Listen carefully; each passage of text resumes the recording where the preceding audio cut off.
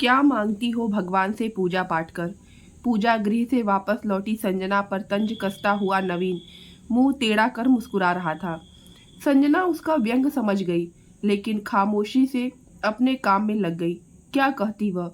कुछ पल के लिए ही सही, मंदिर में भगवान की मूरत देखकर वह अपना हर दर्द भूल जाती, फिर हिम्मत जुटा अपने दिन की शुरुआत करती।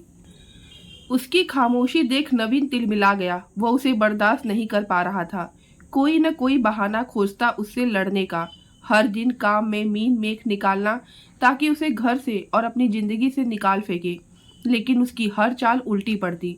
घर वालों ने उसे सर चढ़ा रखा था। नवीन कोशिश करता कि सब उससे नफरत करे, लेकिन वह अपनी इन कोशिशों में विफल रहा। रात दिन उसके दिमाग में यह जद्दोजहद चलती रहती, कैसे अपने और पालूमी के रिश्ते को संजना रूपी दीवार को गिराए। उसे कामयाबी नहीं मिल पा रही थी।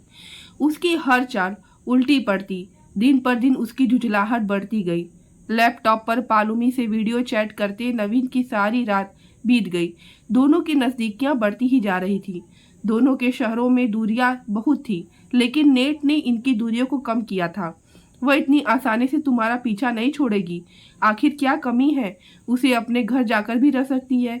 जब तुम उसे पसंद नहीं करते तो तुम्हारी जिंदगी में चली क्यों नहीं जाती? तुम शांत हो जाओ पालोमी, मैं कोई न कोई रास्ता जरूर निकाल लूंगा। अपनी जिंदगी से तो क्या, इसे दुनिया से ही मिटा दूंगा।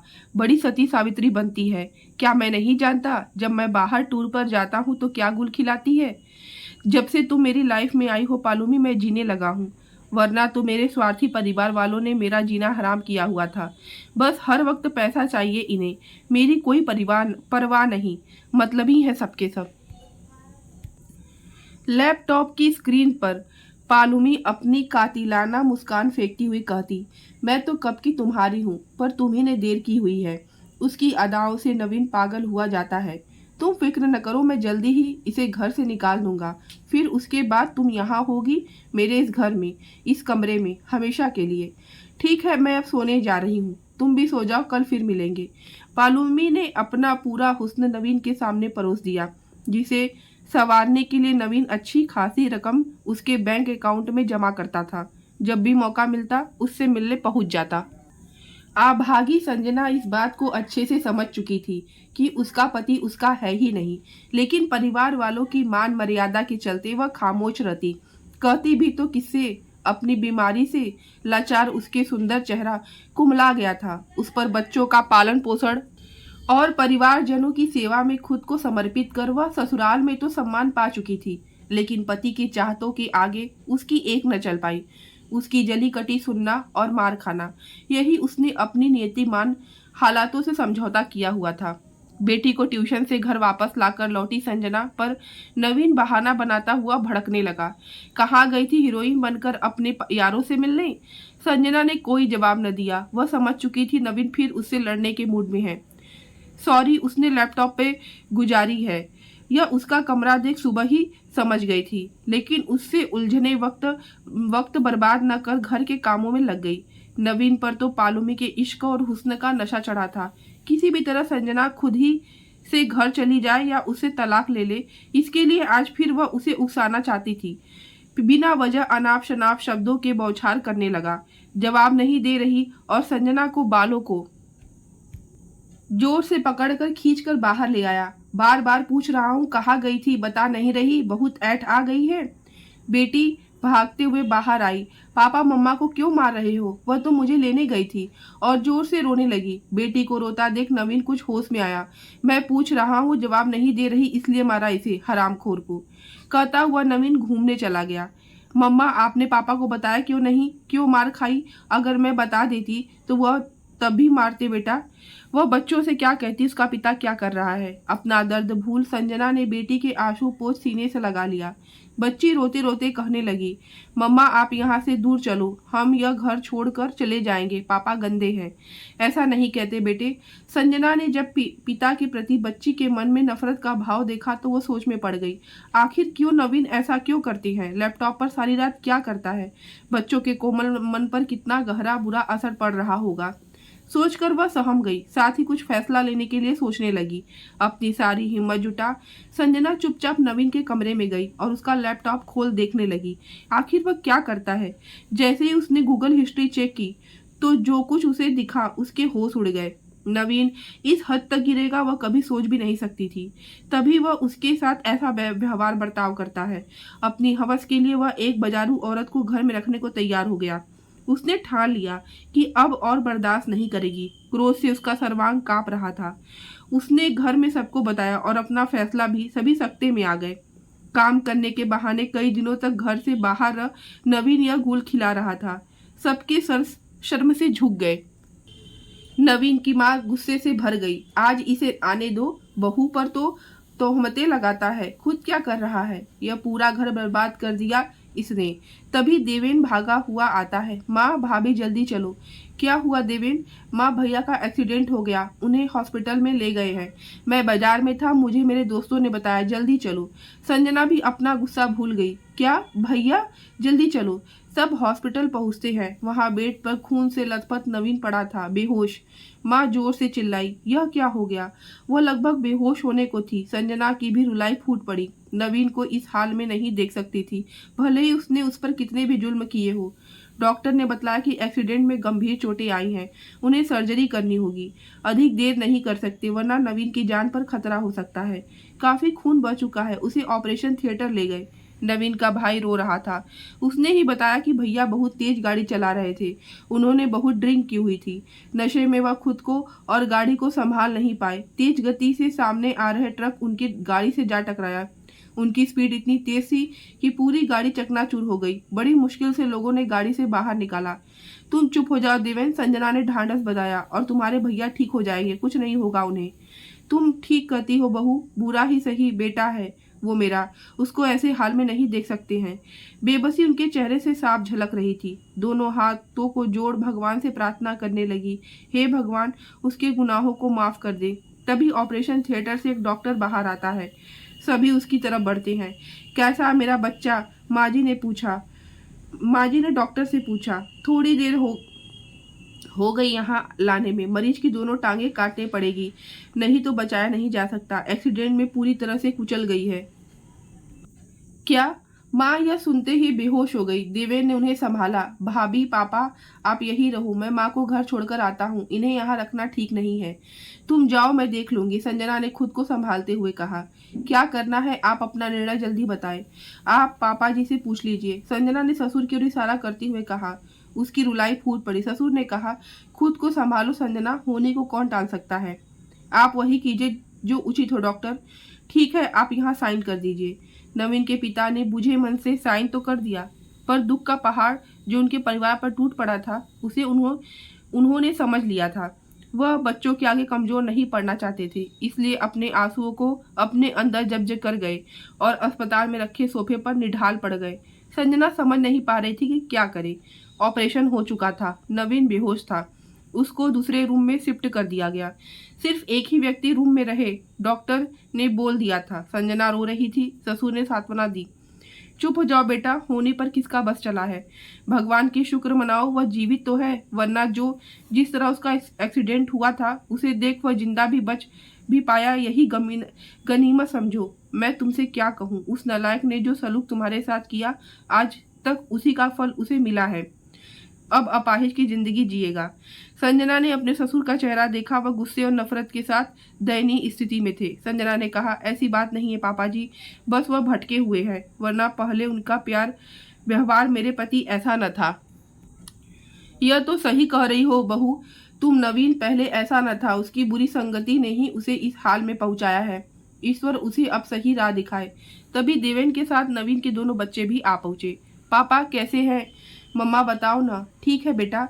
दोनों वही माँ के पास बैठ गए। देवेन तुम यही रुको, भाभी के पास मैं जरा घर जाकर तुम्हारी माँ को देख आती हूँ। अब वह कैसी है? वह ठीक है पापा, उनका बीपी लो हो गया है, साथ आने की जिद कर रही थी पर मैं नहीं लाया। ठीक किया, आखिर माँ ही तो है, वह अपने बेटे को इस हाल में कैसे देख सकती हैं। संजना के ससुर घर जाते वहाँ पूजा घर में बैठनी को बैठा देख वही चले जाते हैं। वह अधीर हो उठती हैं। कैसा है नवीन बताओ, और रोने लगती हैं। वो उसे सीने लगा खुद भी रोने लगते हैं। नवीन की माँ, हमारा बच्चा अपाहिज हो गया। मन करता था बहू के साथ प्यार से रहा कर, पर नहीं माना। पता कैसा भूत सवार था उस पर, हर समय गुस्से में रहता था। यह सब उस औरत की वजह से हुआ जिसके चंगुल में वो फंसा था। घर में बहू थी, बच्चे थे, पूरा परिवार था, लेकिन उसे हमसे कोई खुशी कहाँ थी। तुम ठीक कहती हो नवीन की माँ, अगर वो यहाँ खुश होता तो ऐसे चक्करों में न पड़ता। अब क्या अपने लायक भी न बचा। बेचारी बहू अभी भी उसके साथ खड़ी उसी के लिए रो रही है। उस बेचारे की क्या गलती, वह वही करती थी जो उसे करना चाहिए। जलील तो नवीन ही है। ऐसे मत बोलो नवीन के पिता, उसे उसके किए की सजा मिल गई। उस बाजारू को घर ला रहा था, अब आ जाएगी। अपाहिज के साथ कर लेगी इसकी सेवा, उसी को बुलाओ। आग तो खुलेगी, जो करेगा वही करेगा। हम क्या करें, बुढ़ापे में हम यह दुख देखने को मिल रहा है। अच्छी खासी बहू है, उसके साथ खुश नहीं रह सका नालायक, कहते हुए नवीन के पिता सुबकने। दोनों पति पत्नी गम में डूब चुके थे। मंदिर में कृष्ण भगवान मंद मंद मुस्कुरा रहे थे। वहां अभागी संजना बच्चों को अपनी बातों से बहलाकर उन्हें बहका रही थी ताकि अपने पापा का हालत देख वह घबराए नहीं। नवीन हॉस्पिटल के कमरे में बेड पर बेहोश था। उसे अभी तक होश नहीं आया था। संजना ने चेकअप करने आए डॉक्टर से पूछा, इन्हें कब तक होश आएगा। डॉक्टर ने कहा, कल तक होश आ जाएगा। बच्चों ने पापा को कमरे में बेहोश देखा तो वो मायूस हो गए। उन्हें यह नहीं पता था कि पापा दोनों पैर एक्सीडेंट में गंवा चुके हैं, न ही किसी ने बताया। उनके मासूम चेहरे को देख संजना ने उन्हें देवेन के साथ घर भेज दिया और वहां लाने के लिए मना कर दिया ताकि उनके दिमाग पर बुरा असर न पड़े। थोड़ी देर में संजना के ससुर गोपाल दास भी वहां आ पहुंचे। तुम खाना खा लो बहू, कल से तुमने कुछ नहीं खाया। संजना रोने लगी। मत रो बेटी, सब ठीक हो जाएगा। उन्होंने ढाढ़स बंधाया और अपने आंसुओं को पी गए। पानी पानी, आह आह। सुबह सुबह नवीन की आवाज सुन पास में रखे स्टूल पर औंधी पड़ी संजना के कानों में जैसे ही पहुंची, वह हड़बड़ा गई। 2 दिन बाद नवीन ने आंखें खोली। सामने संजना को देख चीखने लगा, तू मेरे सामने से हट जा। आ गई मेरे सामने, हट यहाँ से। मैं कहाँ हूँ। तभी गोपाल दास वहां आ जाते हैं, नवीन को पकड़ते हैं। खुद को संभालो बेटा। नवीन उठने की कोशिश करता है लेकिन उठ नहीं पाता। क्या हुआ मुझे, मैं कहाँ हूँ, और चीखता हुआ अपने पैरों पर ढकी हुई चादर हटा देता है। दोनों पैर नदारद, सिर्फ दोनों घुटनों पर पट्टियां बंधी थी। नवीन यह देख, मेरा पाँव, क्या हुआ मेरे साथ, कहता हुआ दोबारा बेहोश हो जाता है। डॉक्टर आते हैं, उसे इंजेक्शन लगाते हैं, वह फिर होश में आता है, सुबकने लगता है। गोपाल दास उसे सिर पर हाथ फेरते हैं। वह उनसे लिपट जाता है, आंसुओं का दरिया बह निकलता है। माँ भी पहुँचती है। नवीन मेरे बच्चे मत रो। माँ मेरे पाँव, मत रो बेटा, जो हो गया सो हो गया, तू बच गया, यह क्या कम है। तभी संजना कहती है, माँ जी दवाई का टाइम हो गया। यह दवा ले नवीन के पास आती है। वह उसका हाथ छिटक देता है। यह सब इस मनहूस की वजह से हुआ। हट जा मेरे सामने से, मैं तेरी सूरत भी नहीं देखना चाहता। संजना सहम जाती है, चुपचाप बिना कुछ कहे कमरे से बाहर निकल जाती है। बाहर बेंच पर बैठती है, उसकी रुलाई नहीं रुकती। तभी नर्स वहां पहुंचती है। उसे रोता देख पूछती है कि क्या हुआ, आपके पति हैं न वह, जिनका परसों एक्सीडेंट के बाद ऑपरेशन हुआ था। संजना सर हिला देती है। उसका मन किसी से बात करने को नहीं था। आप बाहर क्यों बैठे हो, अंदर चले जाओ, आपके पति हैं वो, आपको उनके पास होना चाहिए। उन्हें दवा दे दी थी। संजना चुप रहती है। नर्स ने कहा, ठीक है, वही दे देगी। आपने अपनी दवाई ली। नवीन चुप रहा। माँ बोली, बेटा मुझे बता दे कौन सी दवाई देनी है। मैंने इनकी पत्नी को सब बता दिया था, वह बाहर क्यों बैठी है, उनको बुलाओ। माँ उसे अंदर ले जाती है। नर्स के सामने नवीन चुपचाप दवाई ले ली। वह संजना को नफरत से देख रहा था। बहू तुम घर चली जाओ, वहाँ बच्चे अकेले हैं, देवेन को भेज देना। संजना घर आती है। दोनों बच्चे अपनी माँ से लिपट जाते हैं। मम्मा पापा कब आएंगे, वह ठीक हो गए ना। हाँ बेटा ठीक हो गए, जल्दी ही हम उन्हें यहाँ ले आएंगे। संजना बच्चों के सामने अपने को कमजोर नहीं दिखाना चाहती थी, इसलिए सामान्य बनी रही। उधर नवीन की हालत सुधर रही थी। वह बैठने लगा था। डॉक्टर्स ने जल्दी ही डिस्चार्ज के लिए बोल दिया। तू जो मेरा न हुआ किसी का नहीं। देवेन गाना गा रहा था। संजना उसके पास पहुंची। क्या गा रहे हो देवेन भैया। कुछ नहीं भाभी, भैया की वजह से परेशान था। उन्होंने आपके साथ कितना गलत किया न। अगर वह आपको नापसंद करने लगे थे तो तलाक ले लेते। इस तरह आप पर जुल्म तो न करते, आपको जगह जगह बदनाम तो न करते। ऐसा कर उन्हें क्या मिला। अब क्या करेंगे उनका? वो क्या ऐसे इंसान को पसंद करेगी जिसके दोनों पाँव कट चुके हो? वह तो उन्हें व्हीलचेयर पर आना होगा। अब तो उन्हें व्हीलचेयर पर आना होगा। संजना उदास हो गई। अचानक ही क्या हो गया? अब क्या होगा? नवीन उस पर और जुल्म करेगा। ऐसी हालत में वह कोई फैसला भी नहीं ले सकती। अपनी जिंदगी का नहीं इस हाल में वह नवीन को छोड़ सकती है। उसका मन घबराने लगा। क्या करूं भगवान, यह सब क्या हो गया? देवेन से अपने आंसू छिपाकर मंदिर में चली गई और दोनों हाथ जोड़ दिए मूरत के आगे। हे कान्हा जी, यह कैसा इम्तिहान है?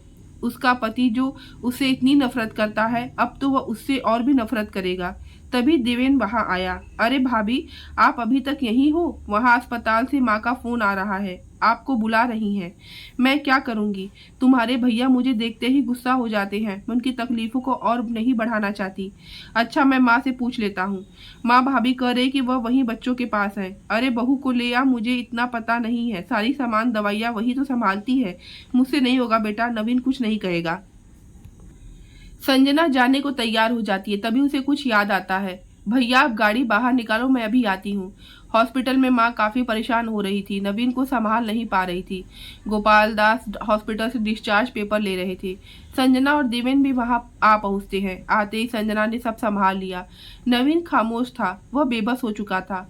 अब वह एक कदम भी बिना सहारे के कहीं आ जा नहीं सकता था। तभी व्हील चेयर ले वार्ड बॉय आ पहुंचा। सबकी आंखें नम थी। संजना सारा सामान गाड़ी में रखवा दिया। नवीन हाइपर न हो जाए इसके लिए वह उससे दूर ही रही। देवेन और गोपाल दास ने नवीन को व्हील चेयर पर बिठा दिया। नवीन पूरी तरह चुप था। संजना ने मंदिर से लाया हुआ प्रसाद माँ जी के हाथों में रख दिया। माँ जी नवीन को खिलाने की कोशिश की। ले बेटा, प्रसाद खा ले। उसने गुस्से से माँ का हाथ छटक दिया। उस बेशर्म औरत को बोलो मेरे पैर कटने की खुशियां मना रही है। अब तो बहुत खुश हो रही होगी। अब तो खुश है ना तू? इतना जोर से चीखा कि हॉस्पिटल के लोग अचरज से देखने लगे। कितना बदतमीज आदमी, अपनी बीवी से कोई ऐसे बात करता है। वहीं खड़ी एक औरत ने कहा। तो माँ बोली उसकी तबीयत ठीक नहीं है, अभी इतने बड़े ट्रामा से गुजरा है। नवीन चुप हो जा बेटा, यहाँ तमाशा न कर, घर चल, गोपाल दास ने कहा। संजना बेटा, तुमने नवीन का कमरा ठीक कर दिया था ना? माँ जी ने संजना से पूछा। जी माँ, सब ठीक करके ही आई थी। नवीन अपने कमरे में शिफ्ट हो चुका था। सभी उसकी तीमारदारी में लगे थे। व्हीलचेयर पर बैठा नवीन खिड़की से बाहर झांक रहा था। वह बेहद मायूस था। जो वह चाह रहा था पूरा नहीं हो सका। वक्त की मार से बेबस हो चला था। मुझे बिस्तर पर लेटा दो देवेन, उसने अपने भाई से कहा। देवेन ने व्हील चेयर से उठा, बिस्तर पर लेटा दिया। अपने बड़े भाई को आप थोड़ी देर आराम करो। भाई मैं जा रहा हूँ, अभी आता हूँ। राजू को आपके पास भेज देता हूँ। रुको देवेन, 1 मिनट, मेरा लैपटॉप दे दो जरा। और हाँ, मेरे लिए दूसरा मोबाइल ले आना, पुराना तो एक्सीडेंट में डैमेज हो गया। भैया अभी आप आराम करो, लैपटॉप बाद में चेक करना। छोटे तू जो कहा वो कर। मैंने कहा ना लैपटॉप दे। जी भैया देता हूँ, कहता हुआ देवेन लैपटॉप नवीन को थमाकर कमरे से बाहर चला गया। नवीन की बेचैनी पालूमी से बात करने की, जिसे वह जाहिर नहीं कर पा रहा था। उससे बात करे कई महीने हो चले थे। न जाने वह किस हाल में होगी, यह जानने वह बेकल था। न जाने वह उसके बारे में क्या सोच रही होगी। नवीन ने लैपटॉप ऑन किया। पालूमी के मैसेज, वीडियो कॉल्स की बाढ़ आई हुई थी। उसने जल्द ही वीडियो कॉल की और अपने बारे में बताया। ओह पालूमी, मैं तुमसे मिलने नहीं आ सकता, लेकिन मैं मरा भी नहीं हूँ। यह सब कैसे हो गया? उस मनहूस की वजह से। हाय, उसकी हाय लग गई। मुझे बहुत गुस्सा आ रहा था। मैं जैसे उसकी शक्ल देखता हूँ मुझे गुस्सा आने लगता है। यह क्यों है? काश उसकी जगह तुम यहाँ होती। उस दिन गुस्से में मैंने बहुत पी ली थी। न जाने कैसे ट्रक से टकरा गया, कुछ पता ही नहीं। पालूमी, मैं तो तुम्हारे नशे में था। अच्छा। पालूमी ने अपनी अदाएं दिखानी जारी रखी। मैं कब से तुम्हें देखने को परेशान थी। मेरे घर वाले मुझे छोड़ ही नहीं रहे थे। मेरा मोबाइल डैमेज हो गया।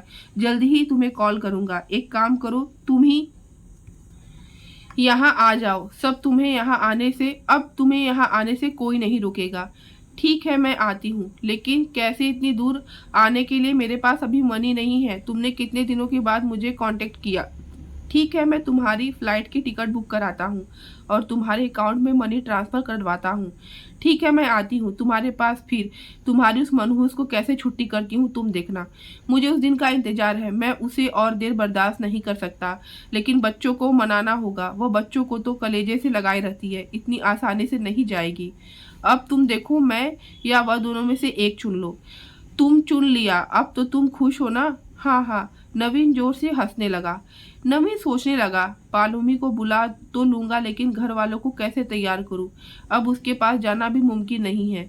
तभी संजना कमरे में चाय लेकर दाखिल होती है। नवीन का मुंह बन गया। अभी बताता उसे, मन ही मन कुछ सोचने लगा। जैसे संजना ने चाय उसे पकड़ाने की कोशिश की, उसने कप को पकड़कर जोर से दीवार पर दे मारा। यह चाय है, इतनी गंदी बनाई है, और जोर जोर से गालियां देने लगा। तभी सभी कमरे में चले आते हैं। माँ, कैसी चाय बनाई है इसने? अरे हमने भी तो पी, ठीक ही तो है। तुम ही इस सर पर रखो, मुझे मार दो जान से। यह मुझे मार देगी माँ। आह मेरे पैर। बेटे की तकलीफ में माँ को भी पीड़ा हुई। संजना तुम यहाँ से जाओ। संजना मौके की नजाकत भापते हुए चुपचाप वहां से चली जाती है। माँ तुम क्यों नहीं समझती, मुझे तकलीफ में देख तुम्हें अच्छा लगता है क्या, जो बार बार इसे भेजते हो मेरे पास? अच्छा तो तू क्या चाहता है मैं क्या करूं? मेरा पीछा छुड़वा दो प्लीज, मैं और बर्दाश्त नहीं कर सकता। ठीक है बेटा, मैं उससे तुम्हारा कोई काम नहीं करवाऊंगी, बच्चों को मेरे पास भेज दो। ठीक है बेटा। बुढ़ापे में यह दिन देखने पड़ रहे हैं। माँ बुदबुदा रही थी। उन्होंने बच्चों को नवीन के पास भेज दिया। नवीन बच्चों से बात करता है। वह उससे कितना प्यार करते हैं। दोनों बच्चे अपने पापा पर चिपक जाते हैं और रोने लगते हैं। नवीन बच्चों की मासूमियत का फायदा उठाता है और उन्हें बताता है पालूमी उनकी दोस्त है, उनसे मिलने आ रही है और अब वह यहीं रहेगी उसी घर में। बच्चे कुछ नहीं करते, चुपचाप कमरे से चले जाते हैं और जाकर दादी को बताते हैं। दादी खामोश रहती है और बच्चों को समझाती है, करने दो उसको जो करना है, खुश रहने दो। वह संजना को समझाती है, उसे आने देते हैं बहू, उसे खुश रहने दो। हमने अपने दिल पे पत्थर रख लिया है। संजना चुप थी। वह घर के हालातों के आगे बेबस थी। अपनी जिंदगी का फैसला करने जा रही थी। ऐसे हालत में ऐसे बन गए, लेकिन हालात ऐसे बन गए कि वह मझधार में थी। उसके जीवन की डगमगा रही थी। अभी तक तो वह यही सहन करती रही कि उसका पति निर्दयी है, लेकिन अब सौत को भी अपने सामने कैसे बर्दाश्त करे। नवीन बच्चों से बात करता है। वह उसे कितना प्यार करते हैं। दोनों बच्चे अपने पापा पर चिपक जाते हैं और रोने लगते हैं। लेकिन अब सौत को भी अपने सामने कैसे बर्दाश्त करेगी। उसकी आंखों के आगे अंधेरा आ रहा था। वह जाकर मंदिर में रोने लगी। संजना के अंदर हिम्मत न थी कि वह सौतन को देख सके। जब वह घर में आ पहुंची तो संजना अपने कमरे से बाहर नहीं निकली। आंसुओं की सिवा उसके पास कुछ न था। बच्चे सब समझ रहे थे, लेकिन अपने पिता का हाल देख उनकी खुशी के लिए खामोश थे। पालूमी के घर आने से नवीन के चेहरे पर रौनक आ गई। जिससे वह छिप छिप कर मिलता था, लैपटॉप से मुलाकातें करता था, वह उसके सामने थी। वह नवीन के कमरे में पहुंची और कहती, अब मैं आ गई हूँ, सब ठीक हो जाएगा। उसके शरीर से खुशबू की तेज गंध आ रही थी। तन दमक रहा था और चेहरा चमक रहा था। हरे रंग के लिबास में उसकी खूबसूरती निखर रही थी। नवीन के माँ बाप ने जब उसे देखा तो शर्म से उनका चेहरा झुक गया। उनके बेटे ने उन्हें कहीं का नहीं छोड़ा। संजना के घर वालों को जब पता चलेगा तो क्या होगा? गोपाल दास ने अपनी पत्नी दीपाली से कहा कि वह बहू से कहे कि कुछ समय के लिए अपने बच्चों को लेकर मायके चली जाए, देवन उसे छोड़ आएगा। वह संजना को बोलने लगी, लेकिन संजना ने मना कर दिया कि अगर उसके माता पिता को जब पता चलेगा कि नवीन का एक्सीडेंट हो गया है और वह ऐसी हालत में अपने पति का देखभाल न कर मायके आ पहुंची तो उन्हें दुख होगा। इससे बेहतर होगा कि उन्हें कुछ पता ही न चले। नवीन की माँ दीपाली ने सर पकड़ लिया। जैसी तुम्हारी इच्छा बहू, बाद में हमें कुछ न कहना। पालूमी नवीन के साथ बातें करती रही, हंसती रही। कोई उनके कमरे में नहीं गया, किसी ने बात नहीं की। देवेन घर से बाहर चला गया। उससे यह सब नहीं देखा जा रहा था। बैठे बैठे नवीन थक गया तो पालूमी से कहा कि उसे लेटा दे। पालूमी ने उसकी लेटने में मदद की। वह नवीन से बात तो कर रही थी, लेकिन उसे कुछ चुभ रहा था। वह सोच रही थी कि इस कमरे में नवीन उससे बात करता था। जब उसने उसके कटे हुए पांव देखे तो डर गई। उसके मन ही मन सोचा, कैसे अपाहिज हो गया, या इसकी पत्नी कहीं नजर नहीं आ रही। उसने नवीन से पूछा, तुम्हारी पत्नी कहाँ है? नजर नहीं आ रही? यहाँ नहीं है क्या? क्या पालूमी, तुमने किस मनहूस का नाम ले लिया? यहीं कहीं होगी। तुम्हें उससे क्या? अब तुम ही मेरा काम करोगी, उसे यहाँ नहीं आने देना। वह अचकचा गई। ठीक है। पालूमी उससे अब तक बाहर ही मिली थी। घर में उसका रूप एकदम अलग था। तक पालूमी के कमरे में रहती थी। कहाँ वहां कोई नहीं आता था, न बच्चे, न भाई, न माता पिता और न संजना ने तो खुद मानो खुद को कैद ही कर लिया था। लेकिन एक दिन जब संजना रसोई में काम कर रही थी तो पालूमी वहां पहुंच गई। उसने चुपके से देखा संजना को। वह एक खूबसूरत भरी पूरी औरत थी। उसकी ममतामयी रूप देख पालूमी सिहर गई। उसकी अंतरात्मा चित्कार उठी। यह वह क्या कर रही है? देवी समान स्त्री के सुहाग पर डाका डाल दिया। नवीन का भयानक रूप देख वह समझ गई है, इंसान ही सही नहीं है। तभी तो तो पूरा परिवार होते हुए, इतनी सुंदर सुशील पत्नी के होते हुए मुझ जैसी औरत के पीछे तबाह हो गया। यह उसकी हवस है और कुछ नहीं। उसका पति इतना गलत कर रहा है, भगवान ने ऐसी सजा भी दे दी, फिर भी मुझे यहाँ बुलाकर एक घरेलू स्त्री की तरह बर्ताव करने की उम्मीद कर रहा है। इतना सुंदर शरीर वह इस अपाहिज को देख रेख में बर्बाद नहीं कर सकती। उसके रंग रूप के बहुत कद्रदान है। जिस तरह नवीन उसे अपने पत्नी के बारे में बताता रहा, उसे तो लगता था कि वह कोई बेवकूफ सी औरत है, लेकिन यहाँ तो कहानी ही उलट है। इस परिवार की रीढ़ तो यही है। नहीं नहीं, मुझे अपाहिज नहीं बनना, नहीं छीनना इसका सुहाग, लेकिन इस खुदगर्ज आदमी को रास्ते पर लाना ही होगा। उसने मन ही मन कुछ ठान लिया। नवीन को बहुत तेज प्यास लग रही थी। पालोमी बाहर टहल रही थी। उसे यहाँ आए 2 दिन हो चुके थे। उसकी आंखों ने बहुत कुछ भाप लिया। तभी नवीन उसे आवाज लगाता है, पालोमी। वह वापस नवीन के कमरे में जाती है। उस वक्त वह कयामत ढा रही थी। उसकी बड़ी बड़ी सुंदर आंखें चमक रही थी। क्या है? वह लगभग चिल्लाए। उसके तेवर देख नवीन रुआसा हो गया। कुछ नहीं, पानी दे सकती हो? नवीन ने कहा। यह लो, और उसने गिलास पकड़ा दिया। तुम यहाँ आओ मेरे पास। किसी ने तुम्हें कुछ कहा क्या? मेरे घर वालों ने या फिर उस मनहूस ने? पालूमी चुप रही।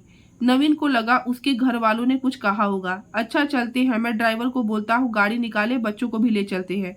पालूमी बोली, नहीं, पहले हम चलते हैं, बच्चों को बाद में ले चलेंगे। ठीक है। वह अपनी व्हील चेयर पर बैठता है। पालूमी उसकी मदद करती है। ड्राइवर ने पूछा, कहाँ चलना है? वहीं चलो, उसी रेस्टोरेंट में जहाँ मैं जाता हूँ। ठीक है। पालूमी और नवीन कॉफी पीते हैं। नवीन का दोस्त तभी खन्ना वहां पहुंचता है और पालूमी जैसी हुस्न को देखकर रुक जाता है। नवीन से हालचाल पूछता है। वह इशारा करता है कि कौन है। नवीन कहता है कि वह उसकी दोस्त है। उसकी एक्सीडेंट के बारे में सुनकर उससे मिलने आई है। खन्ना वहीं बैठ जाता है। वह काफी हैंडसम था। पालूमी की नजरें बार बार उस पर ठहर जाती थी। वह तो उसे भी ताड़ रहा था। नजरों के जाम आपस में टकराने लगे। नवीन सब देख रहा था। उसे गुस्सा आ गया, पर चुप रहा। चलो पालूमी घर। अरे थोड़ी देर रुकते हैं ना, कितना अच्छा म्यूजिक चल रहा है। यह है रेशमी जुल्फों का अंधेरा। न घबराइए। हुस्न और जवानी आमने सामने थे, बीच में वह अपाहिज। कुदरत भी खुलकर हंस रही थी। तभी तेज बारिश होने लगी।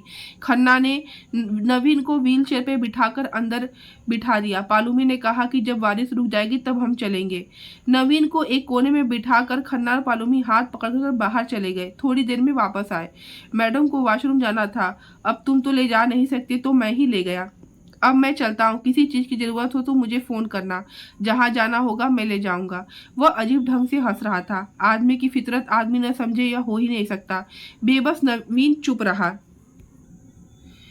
बार में 2-3 पैग लगा लिए उसने। पालूमी बोली, चलो अब चलते हैं। बारिश रुक गई थी। खन्ना उसे हाथ हिलाकर बाय कह रहा था। नवीन ने पालूमी को देखा। उसकी आंखों में शरारत थी।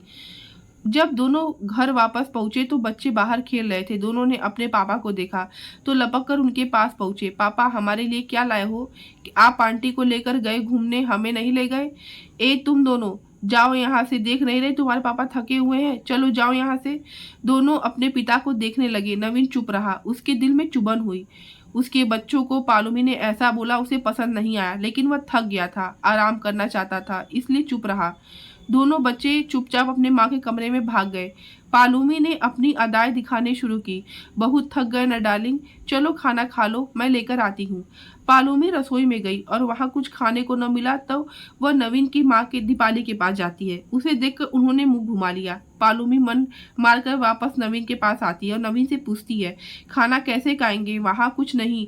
नवीन माँ को बुलाता है। माँ उसे लताड़ती है। वह गुस्से से लाल पीली हो जाती है। जिसके साथ घूमने गया था उसी से अपना खाना बनवा ले। नवीन पालूमी का चेहरा देखता है। ना बाबा ना, मुझे खाना बनाना नहीं आता। हालांकि पालूमी को सब आता था, लेकिन वह नवीन को सबक सिखाना चाहती थी। नवीन होटल से खाना मंगवाता है। फिर दोनों कमरे में बैठकर खाते हैं।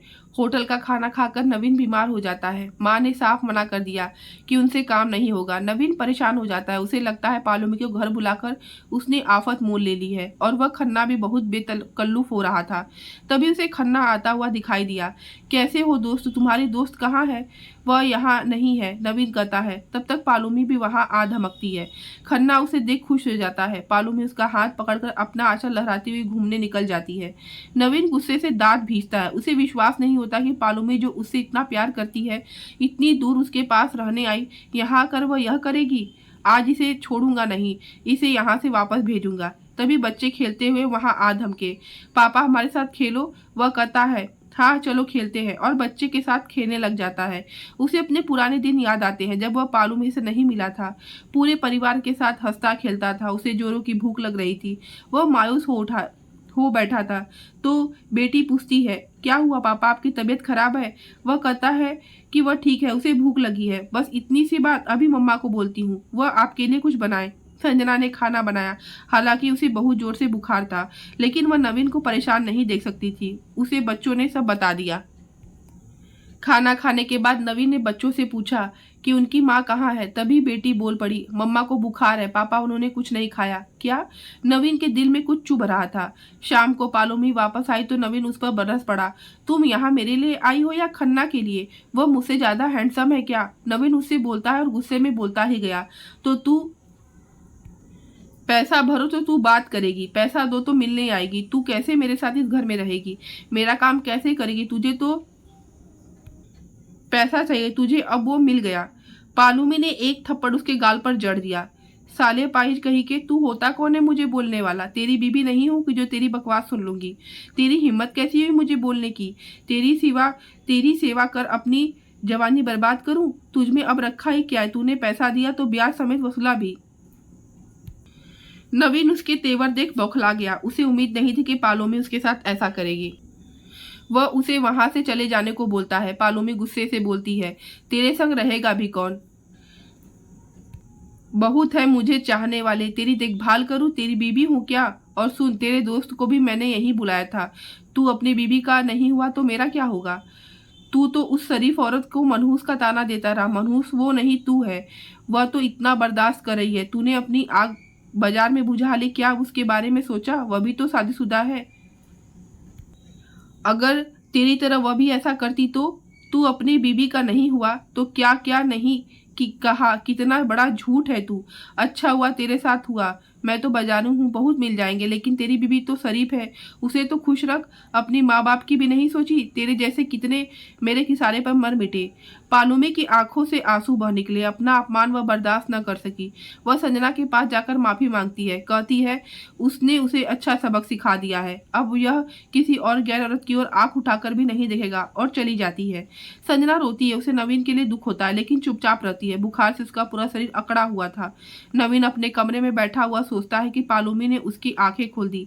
पैसे देकर वह जिन खुशियों को खरीदता था वह तो अस्थायी थी। जब उसने चाहा कि वह हमेशा के लिए मिल जाए, पालूमी जो उसकी जान थी अपने साथ रख ले, ऐसा नहीं हो पाया। उसे शिद्दत से संजना की याद आती है, जिस पर इतने जुल्म करता था। जब उसके साथ वही हुआ तो वह टूट गया। वह समझ गया जो सितम उसने संजना पर किए उसे कभी कोई खुशी न दी, उसके बदले में वह उसे लाचारी भरी जिंदगी मिली। उसकी आंख से आंसू बह निकलते हैं। तभी गोपाल दास और दीपाली वहां आते हैं और उससे कहते हैं, अच्छा किया जो तूने उसे खुद ही भेज दिया। माँ कहता हुआ नवीन माँ से लिपट जाता है। वह कहती है, बेटा तू अपने गुनाहों की माफी मांग ले संजना से, तभी इस घर में खुशियां वापस आएगी, नहीं तो पूरे समाज में उनकी इज्जत जा ही चुकी है। माँ संजना को उसके पास भेजती है। नवीन बिस्तर पर लाचारों की तरह लेटा हुआ आंसू बहा रहा था। संजना को देखता है तो उसे अपने पास बुलाता है और उसे बैठने को कहता है। संजना उसे उठाती है। उसका शरीर बुखार से जल रहा था। तुम्हें तो बुखार है संजना? संजना खामोश थी। उसका दर्द आज नवीन को साफ दिख रहा था। आखिर क्यों वह भटका? उसे खुद से घृणा हो रही थी। उसके साथ पवित्र अग्नि के फेरे लेने पर ले अपना बनाकर इस घर में लाया था, फिर दूसरी औरत को देखा ही क्यों? संजना को इतने सालों के बाद पति की आंखों में प्यार दिख रहा था, लेकिन वह बेहोश हो गई। सास ससुर और बच्चे भागते हुए आते हैं। तब तक देवेन भी वापस आ जाता है, जो शहर से बाहर अपने दोस्तों के यहाँ था। माँ संजना को दवा दी। वह होश में आई तो नवीन उसको ही देख रहा था। उसके चेहरे पर नफरत की जगह प्यार था। बच्चे उसके करीब आ गए। मम्मा जब आप बेहोश हो गई थी तो पापा ही आपकी देखभाल कर रहे थे। अब वो आपसे गुस्सा नहीं है, आप भी पापा से हाथ मिलाओ। नवीन संजना से माफी मांगता है। संजना अपनी पलकें झुका लेती है। वह खामोश थी, किसी से कुछ नहीं कहती, चुपचाप मंदिर चली जाती है। सामने कान्हा जी की मूरत मुस्कुरा रही थी। वह पूछती है, आखिर क्यों यह सब हुआ? उसे कोई जवाब नहीं मिलता, सिर्फ हरे कृष्णा हरे रामा का उच्चारण सुनाई दे रहा था। चारों ओर असीम शांति थी। दोस्तों, इस प्रकार से कहानी समाप्त हो जाती है। धन्यवाद।